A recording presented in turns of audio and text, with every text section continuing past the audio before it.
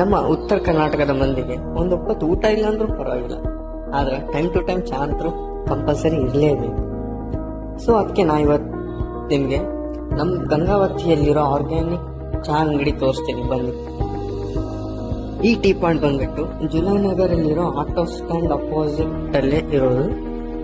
ಇನ್ನೂ ಪರ್ಫೆಕ್ಟ್ ಆಗಿ ಅಂತಂದ್ರೆ SLV ಆಂಗರ್ ಬೇಕರಿ ಪಕ್ಕದಲ್ಲೇ ಇರೋದು. ಈ ಟೀ ಪಾಯಿಂಟ್ ಬಂದ್ಬಿಟ್ಟು ಗ್ರೀನ್ ಲೀವ್ಸ್ ಇಂಟರ್ನ್ಯಾಷನಲ್ ಕಂಪ್ನಿಯವ್ರದ್ದಾಗಿರುತ್ತೆ.